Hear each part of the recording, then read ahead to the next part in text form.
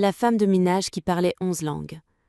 La salle de réunion, perchée au sommet d'une tour de verre, scintillait d'une arrogance froide. La lumière du soleil, filtrant à travers les immenses baies vitrées, projetait des ombres acérées sur la table en acajou poli et les costumes sur mesure des cadres. Leur rire, éclatant et désinvolte, semblait faire trembler l'air climatisé, comme si la ville grouillante, en contrebas, ses rues remplies de taxis klaxonnants, de vendeurs ambulants et de passants pressés, n'existait que pour leur bon plaisir. À la tête de la table trônait M. Caldwell, millionnaire aux cheveux d'argent, dont le sourire narquois masquait à peine une cruauté affûtée par des décennies de pouvoir. Ses yeux, d'un bleu glacial, balayaient la pièce avec l'assurance de celui qui n'a jamais été contredit. Près de la porte, un seau rouillé et une serpillière usée à ses côtés, se tenait Naomi, la femme de ménage noire, vêtue d'un uniforme bleu élimé. Ses gants jaunes, humides de l'effort, dégageaient une légère odeur de détergent. Son dos la lançait, alourdi par sa grossesse de 7 mois, et chaque mouvement tirait sur ses muscles fatigués. « Dis-moi, ma chère, quelle éducation as-tu reçue? Tu as au moins terminé le lycée, ou tu as toujours été destinée à passer la serpillière ?» Naomi se figea, ses doigts serrant le sac poubelle jusqu'à ce que le plastique crisse. Une chaleur lui monta au cou, un mélange de honte et de colère qu'elle connaissait trop bien. Les insultes n'étaient pas nouvelles. Des années à nettoyer des maisons, des bureaux, puis des gratte-ciel comme celui-ci l'avaient endurcie. Mais ici, dans cette pièce saturée de richesse et de mépris, la moquerie frappait plus fort, comme un coup porté en public. Une femme cadre, aux lèvres peintes d'un rouge éclatant, ajouta d'un ton mielleux. « Franchement, c'est presque tragique. Tu sais ce qu'on a dû apprendre pour être ici ? Droit à Harvard, finance à Wharton, relations internationales à Oxford. Et toi ? Tu polis des tables pour des miettes. Peut-être que ton enfant aura plus d'ambition. » Elle pouffa, feuilletant ses dossiers comme si Naomi n'était qu'un détail insignifiant. Un troisième cadre, affalé dans son fauteuil, balaya l'air d'un geste dédaigneux vers les gratte-ciels scintillant au-delà des fenêtres. « Ce monde n'est pas fait pour des gens comme elle. Elle nettoie, elle sert, c'est dans l'ordre des choses. » Les rires redoublèrent, tranchants, comme si Naomi n'était pas une femme, mais un symbole de leur supériorité, une caricature pour leur amusement. Son cœur battait à tout rompre, ses yeux brûlaient de larmes qu'elle refusait de laisser couler. Elle voulait disparaître, se fondre dans le linoléum usé sous ses pieds. Mais son regard tomba sur son ventre arrondi, où son enfant, encore à naître, donnait un léger coup. Elle pensa à cet enfant, à la vie qu'elle lui préparait. Rester silencieuse, c'était lui enseigner à courber l'échine face à l'humiliation. Et cela, elle ne pouvait le permettre. Lentement, elle posa le sac poubelle, croisa les bras sur sa poitrine, ses gants jaunes contrastant avec l'uniforme bleu. La pièce se tut, déstabilisée par ce changement d'attitude. Caldwell haussa un sourcil, son sourire narquois vacillant légèrement. « Eh bien, femme de ménage, tu as quelque chose à dire ?» Sa voix, lorsqu'elle s'éleva, était ferme, malgré le tremblement dans sa poitrine. « Vous vous moquez de moi, parce que vous pensez que nettoyer est une honte. Vous croyez qu'un uniforme efface mon histoire, mon esprit ? Mais laissez-moi vous dire une chose. » Elle marqua une pause, inspirant profondément. « Je parle 11 langues. » Un silence lourd s'abattit. Les cadres clignèrent des yeux, leur sourire figé. Caldwell éclata d'un rire incertain, mais son assurance s'effritait. « 11 ? Vraiment ? Tu t'attends à ce qu'on croie une femme de ménage ?»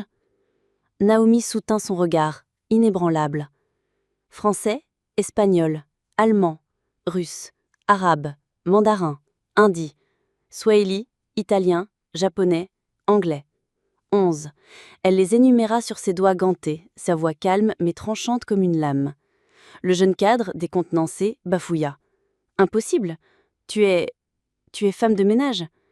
Les yeux de Naomi flamboyèrent, son menton se redressa. « Oui, je suis femme de ménage, parce que la vie m'a tout arraché. J'ai grandi dans un petit village en Côte d'Ivoire, où j'ai appris le français et le swahili avant même de savoir écrire. À 16 ans, j'ai immigré avec mes parents dans une ville où personne ne parlait ma langue. Ils sont morts dans un accident, me laissant seule, sans argent, sans famille. J'ai travaillé comme serveuse, comme nounou, puis comme femme de ménage, pour manger, pour vivre. Mais je n'ai jamais cessé d'apprendre. » Sa voix tremblait légèrement, mais il poursuivit plus forte. Les nuits où je murmurais du vocabulaire dans une chambre partagée avec 6 autres femmes. Les matins où je traduisais des journaux étrangers dans un café entre 2 services, parce que les mots étaient ma liberté. Les années où j'ai économisé pour des livres d'occasion, appris l'arabe dans une mosquée, le mandarin dans un centre communautaire, le japonais grâce à une vieille radio. Rien de tout cela n'a effacé mon esprit. Ces mots, lourds de vérité, emplirent la pièce. Les rires s'étaient éteints, remplacés par une tension presque palpable. Les cadres s'agitèrent, mal à l'aise, leur arrogance fissurée par la force tranquille de Naomi. « Vous voulez savoir quelle éducation j'ai » murmura-t-elle, la voix vibrante de colère et de fierté. « Assez pour comprendre vos contrats internationaux, ceux que vous signez sans saisir leurs nuances. Assez pour traduire les langues pour lesquelles vous payez des fortunes des interprètes. Assez pour savoir que votre mépris révèle votre ignorance, bien plus que mon uniforme ne dit quoi que ce soit sur moi. » Le silence s'étira, oppressant, seulement rompu par le faible bourdonnement de la climatisation. Caldwell, toujours à la tête de la table, se renversa dans son fauteuil, son sourire vacillant mais refusant de s'éteindre. « Les mots sont faciles, dit-il lentement, un mélange de moquerie et d'incertitude dans la voix. 11 langues ? Prouve-le. » Le défi plana comme une lame suspendue. Le cœur de Naomi battait à tout rompre, ses genoux tremblaient sous son uniforme, mais elle redressa les épaules et parla. Son français coula, fluide, comme une rivière claire, puis l'espagnol, vibrant d'assurance, le mandarin, précis et rythmé, l'arabe, doux comme une prière, le russe, sec et autoritaire, l'italien, chantant. Une à une, les langues jaillirent de ses lèvres, chacune avec une aisance qui cloua les cadres sur place. Il la fixait, sidéré, comme si une statue s'était animée devant eux. Personne ne riait plus. Le jeune cadre, pâle, resta bouche bée. La femme rouge à lèvres pinça les lèvres, ses joues empourprées de honte. Même Caldwell, les doigts crispés sur ses dossiers, sentit son arrogance s'effondrer sous le poids de ses mots. Naomi laissa le silence retomber, plus lourd encore. Sa poitrine se soulevait, mais sa voix resta ferme. « Je ne suis pas juste une femme de ménage. J'étais une érudite, une traductrice. À 19 ans, je rêvais de travailler pour les Nations Unies, de négocier des paix dans des salles comme celle-ci. Mais quand mes parents sont morts, les portes se sont fermées. Pas d'argent, pas de relations, pas de visa pour rester dans le pays où j'étudiais. J'ai nettoyé des maisons, des écoles, puis des tours, comme celle-ci, pour survivre. Chaque jour, je passe inaperçue. On me parle comme si j'étais moins qu'humaine. » Sa voix se brisa légèrement, mais elle poursuivit. « Mais mes mots, mon savoir, personne ne me les a pris. Je les ai portés en moi, dans chaque seau que j'ai traîné, dans chaque insulte que j'ai avalée. Et aujourd'hui, vous les entendez, parce que j'ai refusé de me taire face à votre mépris. » Les cadres, figés, portaient la culpabilité comme un poids. Pour la première fois, il ne voyait pas son uniforme, mais ses yeux brûlants, sa posture droite, sa vérité indéniable. Caldwell ouvrit la bouche, la referma, puis murmura enfin. « Toutes ces années, tu as arpenté ces couloirs et nous ne t'avons jamais vu. » Naomi croisa les bras, le regard brillant mais inébranlable. « Vous n'avez jamais voulu regarder. Les gens comme moi, ceux qui nettoient vos bureaux, livrent votre nourriture, gardent vos enfants, sont invisibles pour vous. Mais chacun de nous porte une histoire, un combat, un rêve. » Peut-être que la prochaine fois que vous rirez d'une femme de ménage, d'un chauffeur, d'un gardien, vous vous demanderez ce qu'ils savent, ce qu'ils ont surmonté. Ces mots, plus acérés qu'une insulte, laissèrent la pièce en suspens.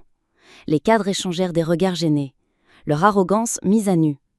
Caldwell se pencha enfin, la voix adoucie, presque hésitante. « Naomi, pardonne-nous. Tu nous as donné une leçon aujourd'hui. Et toi, il hocha la tête, comme s'il scellait qu'une promesse. Tu ne seras plus invisible ici. » Les lèvres de Naomi tremblèrent. Elle voulait croire que leur honte durerait, que leur regard changerait. Mais même si ce n'était qu'un instant, elle avait fait ce qui comptait. Elle avait parlé pour elle, pour son enfant, pour tous ceux qu'on ignore dans l'ombre des tours de verre. Un petit coup dans son ventre la ramena à elle. Elle posa une main dessus, un sourire fugace adoucit son visage. « Je n'ai jamais eu besoin de votre permission pour exister, » murmura-t-elle. « Mais peut-être que maintenant, vous penserez à ceux qui font tourner cet immeuble, cette ville, ce monde. » La salle resta silencieuse. Les millionnaires, autrefois moqueurs, n'affichaient plus que honte et respect. Naomi se tourna vers la porte. Elle ne glissait plus comme une ombre. Elle marchait tête haute, chaque pas résonnant plus fort que leur rire. Derrière elle, nul n'osait parler. Pour la première fois, il comprenait. Le vrai pouvoir ne siège pas toujours à la table. Parfois, il entre en uniforme, porteur de vérité que l'argent ne pourra jamais acheter. Si vous avez aimé cette histoire, n'oubliez pas de la liker et de vous abonner pour découvrir d'autres récits émouvants, dramatiques et inattendus. Et dites-nous dans les commentaires, d'où regardez-vous ? Nous sommes ravis d'avoir de vos nouvelles. À la prochaine, restez bienveillants, curieux et continuez à nous suivre.